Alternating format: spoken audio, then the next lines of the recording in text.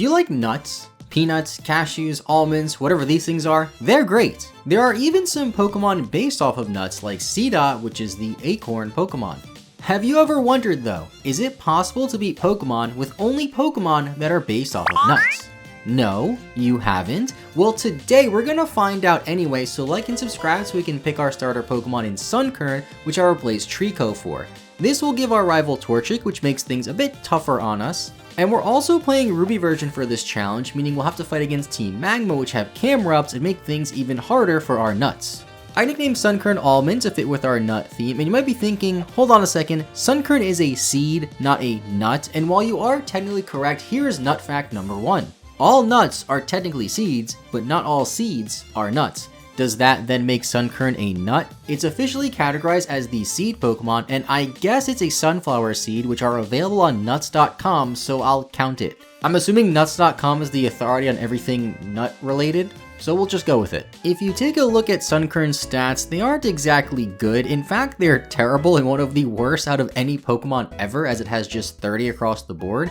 And its moveset is pretty non-existent, with it only really having grass moves and Sludge Bomb for coverage options, so this should be fun. For this challenge run, we can of course only use nut-based Pokemon. We can't use items in battle outside of held items, and that's about it. Standard solo run rules apply, but we might have more than one Pokemon. Now for the first rival fight, we have Absorb on Sunkern, so we can actually do damage, but we need to rely on getting a growth off to increase our special attack so we can actually win this fight. This gives us access to Pokeballs, and our first encounter in Seedot. Seedot is probably the most nut Pokemon there is, and for nut fact number 2, acorns are nuts and they are edible, although I don't recommend going outside and eating a random acorn you find. Then again, I don't really recommend going out and eating any nuts you just happen to find on the street. And I just name it Acorns to fit with the theme, although for future videos I'm considering nicknaming Pokemon after YouTube channel members, so if you want to go the extra mile in supporting the channel, consider becoming a member and you just might get a Pokemon nicknamed after you in a future video. As for Seedot's stats and moves, it's a bit better than Sunkern's all around and has some more interesting move options to work with, as I do end up changing Seedot's moveset a lot throughout this video that you'll see soon enough.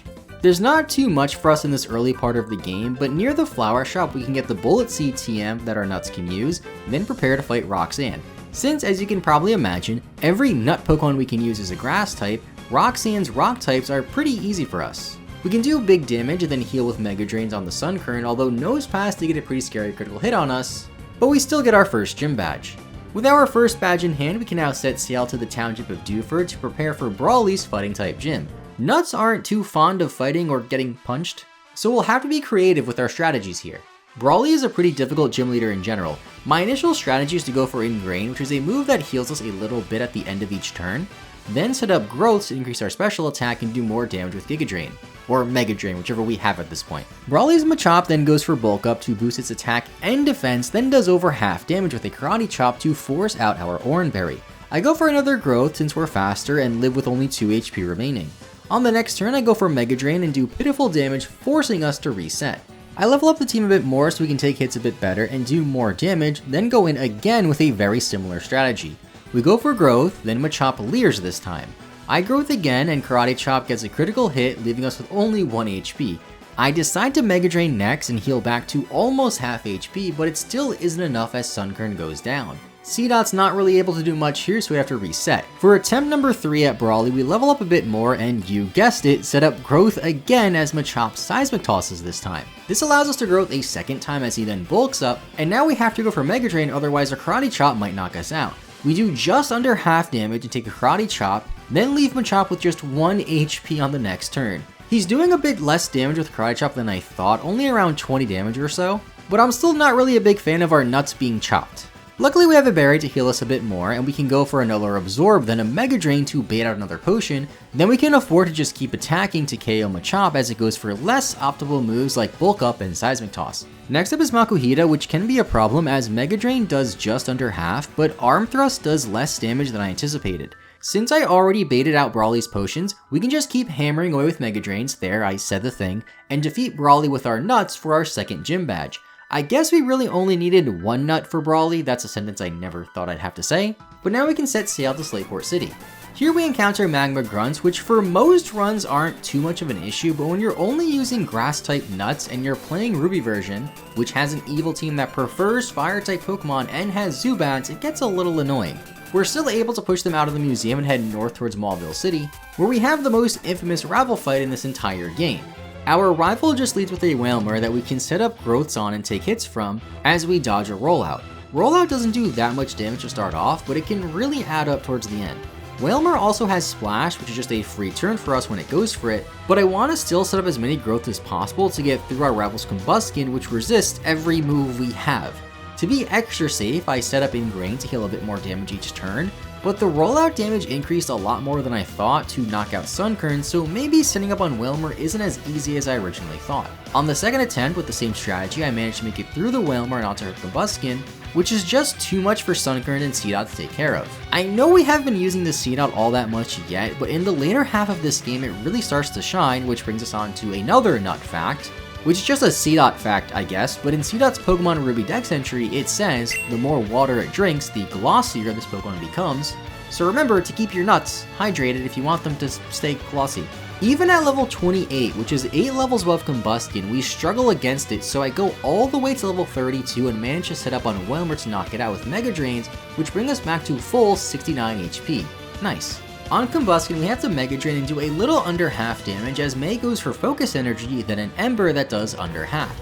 We Mega Drain a second time and heal back to 50 HP, and I guess this was a speed tie since Combustion attacked twice in a row previously, but then now we attack twice in a row to KO the Combustion. On Shroomish, we can just Mega Drain and again do a bit under half damage and take a Stun Spore.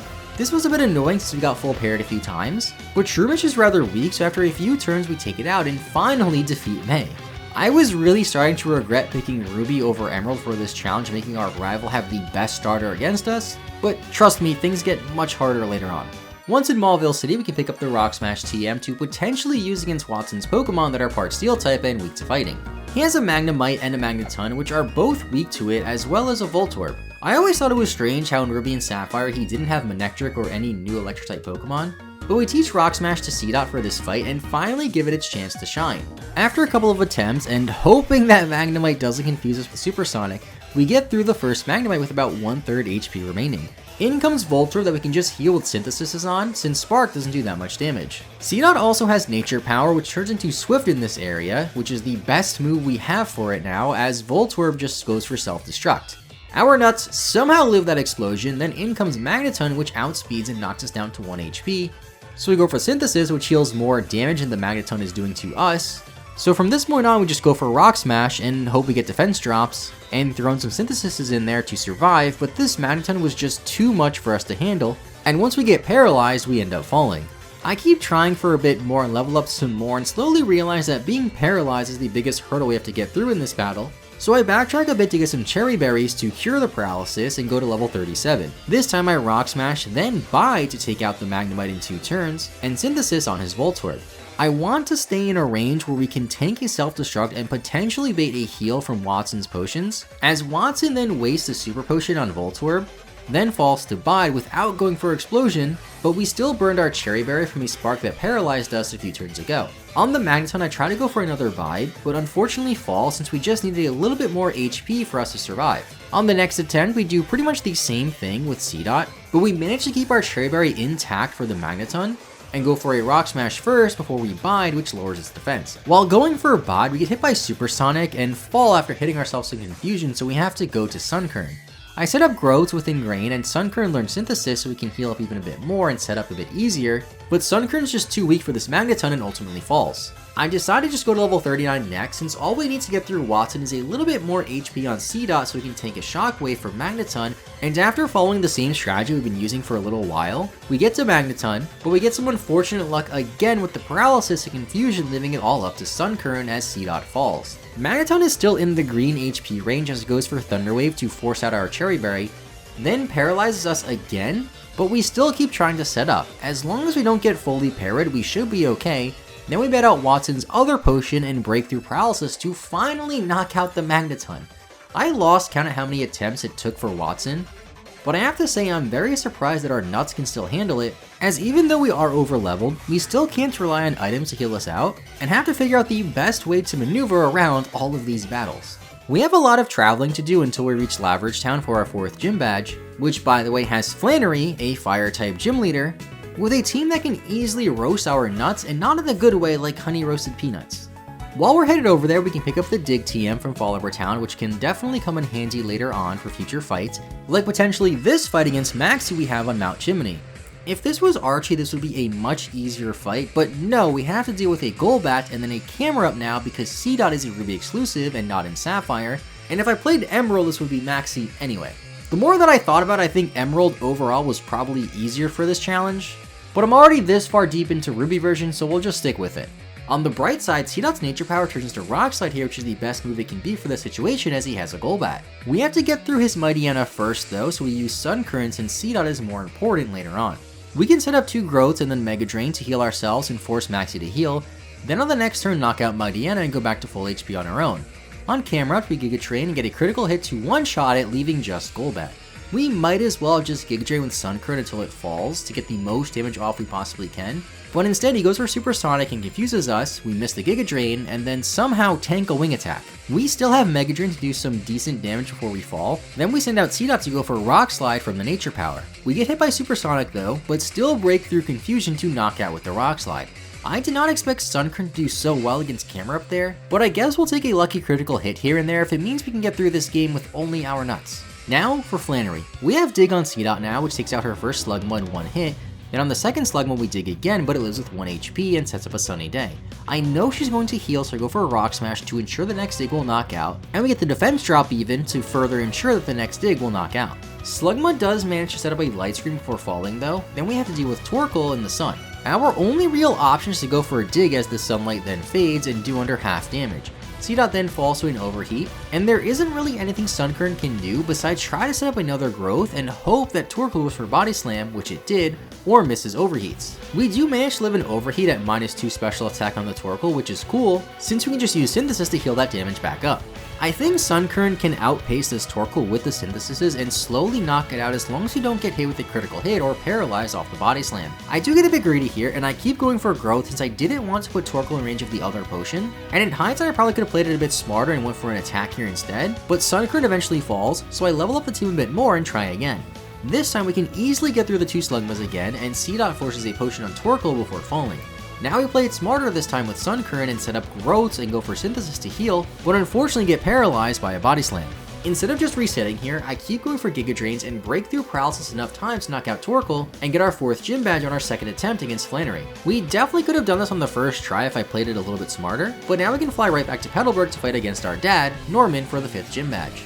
There's so many nut jokes I can make here about the fight with our dad, but we'll just start off the battle by Rock Smashing his Slacking with C. He goes for Facade and gets a big critical hit, but now we can go for Dig to play around the turns where Slacking will be loafing around, as if you don't know, every other turn Slacking just doesn't attack you, and we're able to finish it off without taking any more damage. On Vigoroth, we go to Sun Current to set up with Growths, but get hit with Encore that causes us to just keep going for Growth, and since we can't attack, we just end up falling. Now I know we also need to worry about getting hit by Encore while setting up, and this took a few attempts, but eventually we get to a point where C. forces a heal on Vigoroth and gets a little bit of damage off on it, so Sun Current can just go for Giga Drains to knock out Vigoroth. C. ends up falling though, then Norman sends out his last Slacking that really just likes going for Focus Punch every single turn for some reason, which is a 2-turn move that fails if you get hit, so we just keep hitting it with whatever moves we have, and knock it out with Sun Current. That's another battle that can be very difficult, and yet I'm still surprised at the power of our nuts that helped us get through this. Now, for another nut fact, did you know that ancient Greeks used to call the walnut the nut of Jupiter? I don't really know what that means, but the lack of context makes it even funnier. Now we have to go all the way to Fortree City, through the Weather Institute, and have another rival fight, which is surprisingly very easy as we set up Growths to sweep her entire team with Sun Current and make it into Fortree City. Before we take on Winona though, I go right for Lily Cove City since we can get the Shadow Ball team along the way that C. can learn for later on, and we can now access the Safari Zone. I was convinced that Execute, which is not a nut but evolves to Executor, aka the Coconut Pokemon, so it counts, can be found here, but apparently it's not in Ruby, Sapphire, or Emerald version. Part of the reason why I picked Ruby version was because I thought we'd get Execute here, so the whole point of me picking Ruby for this challenge was rather useless, as I definitely should have picked Emerald. I do find it oddly poetic though that in our nut only run we can only have 2 Pokemon in Sunkern and Seedot that we can use. Now Winona uses flying type Pokemon, and of course this is a big problem for our nuts. I even struggle against some of her junior trainers, so the solution for this fight might just be to be ridiculously overleveled. Winona leads with Swellow that has double team, which is just rude, as even if we do set up 6 growths, we still have to land our Giga Drain through all these double teams. And even if we did, it wouldn't do much damage because it's resisted, and it's a Sunkern which has 30 base special attack. As you can imagine, this does not go in our favor, so after a few more attempts, I level up to level 70, actually level 69, and lead with Seedot to go for Nature Power, which turns into Swift and can't miss. This gets us through the Swellow finally, but with low HP left as she sends out her Pelipper. I don't really know what to do here, so I just Synthesis as she goes for Protect, which is fantastic for us. She then goes for Supersonic, which confuses us as we hit ourselves in confusion, but at least we snap out of it on the next turn and heal with Synthesis as she protects again. It then misses a Supersonic as Swift does a bit under half damage, then gets a crit on the next turn to knock it out. We have full HP, but we got confused as she goes to Skarmory and Sand Attack as we hit ourselves in confusion. Our only option here is to spam Swift until we fall and try to set up with Sunkern, which surprisingly takes hits pretty well from Skarmory and takes out Skarmory after taking a couple of Sand Attacks. Giga Drain doesn't really do much damage to her Altaria though, and we really can't risk it missing or risk it going for Dragon Dances. We got pretty lucky, or rather didn't get unlucky, and break through the low accuracy we have and tank enough hits to finally knock out this Cloud Dragon with Sunkern. Now we can go right to Moss Deep City and fight against Tate and Liza in their gym, who just have 2 rock types and we have 2 grass types, so this shouldn't be too bad. We have to take out the Solrock as quickly as possible because it has Flamethrower, but it also has Sunny Day, which we can take advantage of potentially because we can heal more damage in the sun if we go for Synthesis. Lunatone unfortunately goes for a Light Screen though, then Solrock goes for Flamethrower on Sunkern, which does just under half damage, and the added Bullet Seed from Seedot isn't enough to take out Solrock. I just double target the Solrock again with Giga Drain and Bullet Seed, as Lunatone Calm Minds and Solrock goes for Sunny Day, which is pretty good for us. On top of that, we get a critical hit off Giga Drain to knock out the Solrock, so Bullet Seed just hits the Lunatone.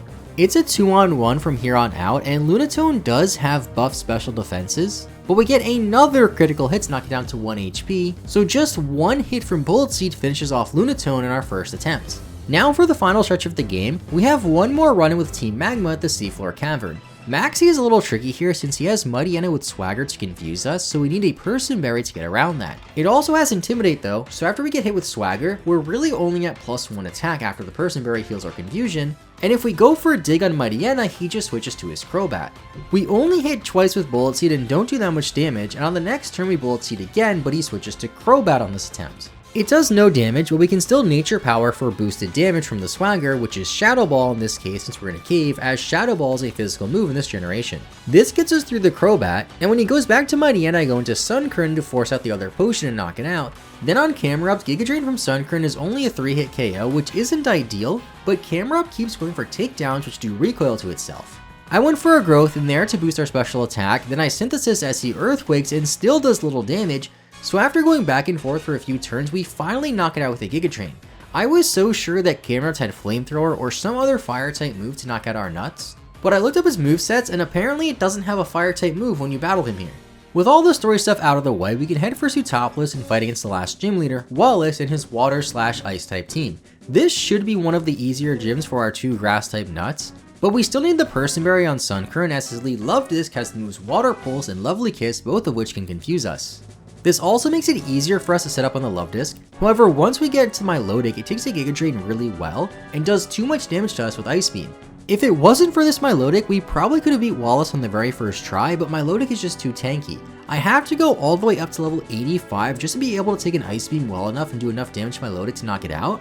And getting to level 85 was enough to knock out Milotic, and after that, everything else just goes down to 1 hit for our 8th and final gym badge. All that leaves now is the Elite Four. First, on the way to the Victory Road, I find this random full odds shiny Tentacool, which is rather cool. I found a full odds shiny in the last video I did on Gen 3 as well, which is funny. And I even recently did a shiny only playthrough where I did a shiny badge quest with a lot of people in real life hunting with other shiny hunters, which you should totally check out by the way, but we can't use this shiny Tentacool in this run. At the end of the Victory Road, we see Wally, who at least was no trouble for us, but once we make it to the Elite Four, I'm realizing we're going to have some issues. First, Giga Drain only has 5 PP, and it's Sunkern's only good move, and Seedot doesn't have that much PP either, and they're the only 2 Pokemon we can use. We have a few max elixirs and ethers we found along the way, but just to be safe, I grinded for some more max elixirs and max PPs to max out all of our PP, since I don't want this run to fail just because we have no PP for our nuts. I picked up a few other things too, like the Sludge Bomb TM in Dewford City that we might need later on, and did a test run against Sydney to see that Absol has pressure, so we're really going to need all these elixirs to make sure we have enough PP. He also has 2 Grass-type Pokemon on his team, and we only have Grass-type moves for the most part, so I think we're going to really need that Sludge Bomb TM on our C-Dot or Sunkern. I also looked ahead at Drake's team and Steven's team and realized that if we even want a slight chance of winning this battle, we should probably go to level 100, and even at around level 100, we barely have over 200 HP, while something like Ninjask, which isn't exactly known for its HP stat, has over 60 more HP when at level 100 on average. Yeah, if you couldn't realize by now, these Pokemon stats are pretty bad. As for Sydney, Sunkern can 2-shot his Mightyena with Giga Drain after taking a Sand Attack, then do over half damage to Absol. We take a Slash on the next turn and KO with another Giga Drain. Next comes Cacturn, which we missed a Sludge Bomb on after a previous Sand Attack, as he caught in Spores, but 2 more Sludge Bombs finish it off. He then sends out Sharpedo, which goes for Swagger, but we still have a Person Berry, which is great, to cure the confusion and KO with a Giga Drain. Last up is Shiftry, which goes for Double Team. This is rather scary as we already got hit by Sand Attack and I don't want to miss hits, but we land enough Sludge Bombs to knock out Shiftry for the first victory. Next up is Phoebe and her Ghost-type Pokemon, which resist Poison and are also immune to Nature Powers as turns into Swift in here, so we really have to rely on Giga Drains. We can try to set up with Growth, however her lead Dusclops has Curse, which just puts us on a timer. Even with the health we heal from Giga Drain, I don't think we can outpace the Curse damage. I still tried this method a couple of times and I'm able to knock out both of her Dusclops, but after that there isn't much else we can do. I also learned that she has Will-O-Wisp on some of her Pokemon like her Banette, which can cause a huge problem for us. Because of this, I decided to give C-Dot the Ross Berry to cure from any burn it might get, and move the Oran Berry to Sunkern.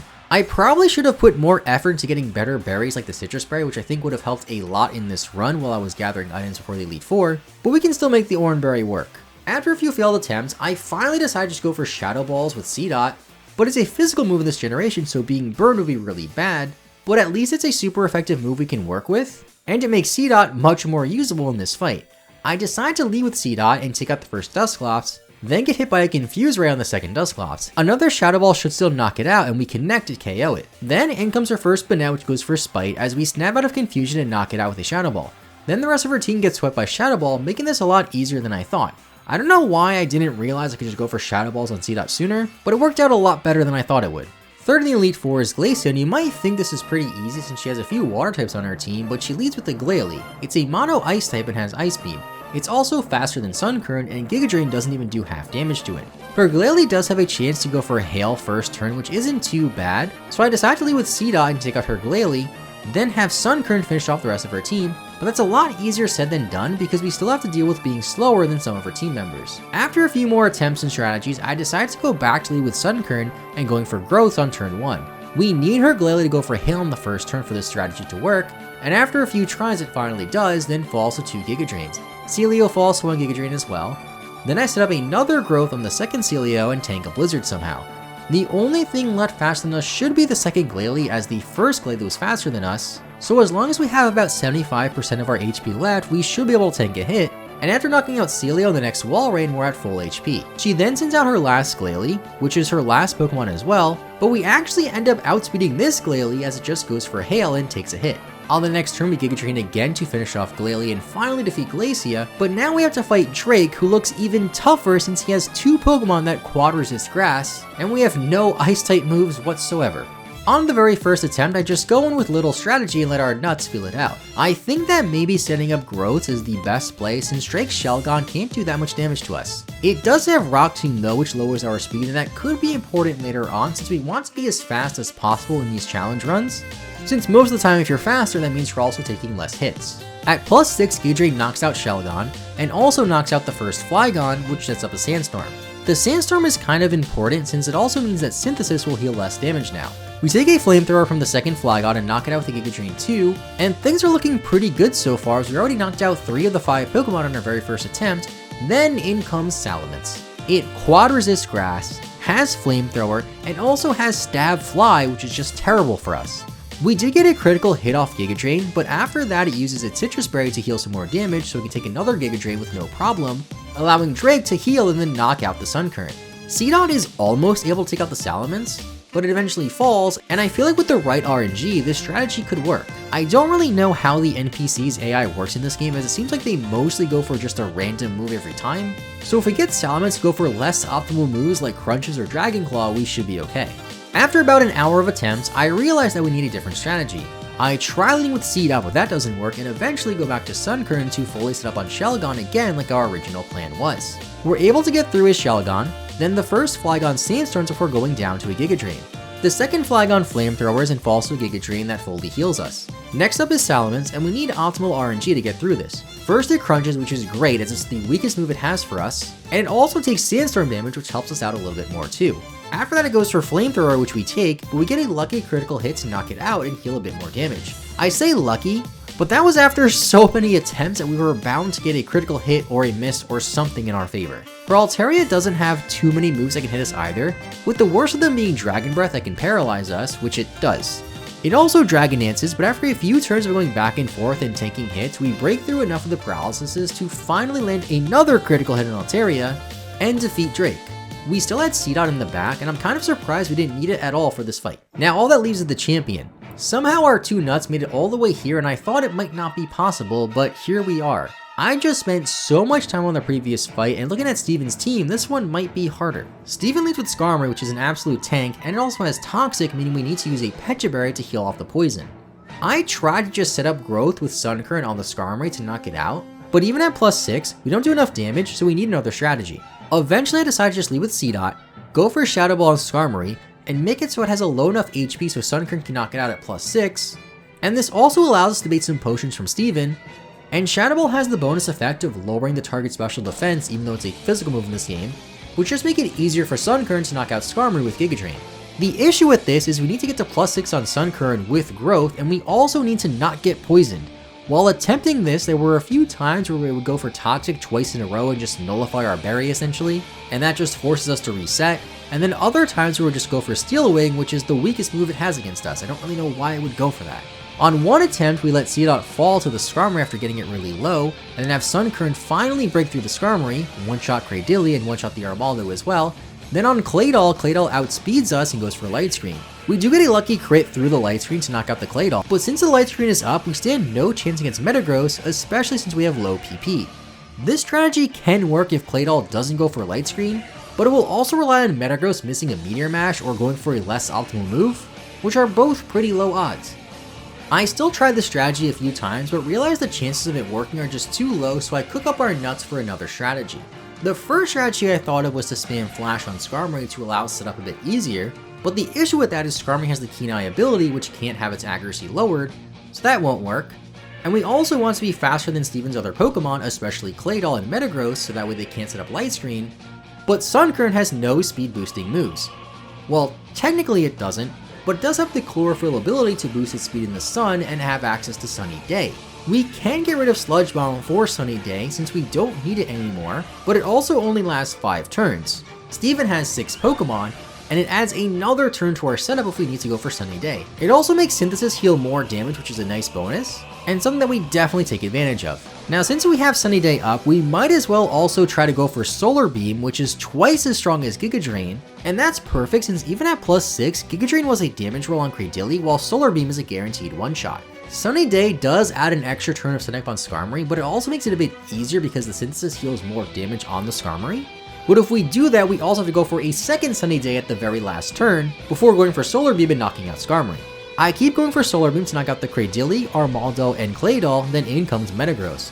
We have just over half HP remaining, and Solar Beam does just under half damage to Metagross, then Metagross knocks us out with Hyper Beam. There is still some hope though, as Hyper Beam is only 90% accurate, and we can also get a critical hit on Solar Beam to knock it out easier as well. It turns out that Hyper Beam is also a damage roll to KO, as I found it after the next couple of attempts, but even if we get lucky damage rolls and knock out the Metagross, once Aggron comes in, the sun fades away and we run out of Solar Beam PP, so we can't even knock it out. Sunkern then falls to Aggron, and we still have this Poison Seedot to work with against the Aggron, but it's also too slow and can't knock out Aggron. At this point, I'm also realizing that even if we manage to get super lucky on the Metagross, we're gonna run out of Sunny Day turns on the Aggron. So what we need to do is we need to somehow figure out a way where we can get up another Sunny Day after the first one runs out. What we do is we go for Sunny Day on Skarmory, then Solar Beam to knock it out. Solar Beam also then takes out his next 2 Pokemon, then in comes the Claydol. Claydol almost always goes for Light Screen like we said earlier, which is a problem because that means our Solar Beam does less damage. But Claydol also doesn't do very much damage to us, and with the Sun healing us extra with Synthesis, we can just stall out a bit more and get a second Sunny Day off, essentially giving us 5 turns to KO this, the Metagross, and then finally the Aggron. We are so close to victory at this point, and I don't want to give up, so we keep on trying and eventually get Metagross to miss a Hyper Beam, and then we get a critical hit off the Solar Beam, meaning when Aggron comes in we have 1 more PP on our Solar Beam, and also have 1 extra move of Sunny Day, so we still have our speed boost. We go for Solar Beam, and watch as Aggron's HP bar slowly falls to 0.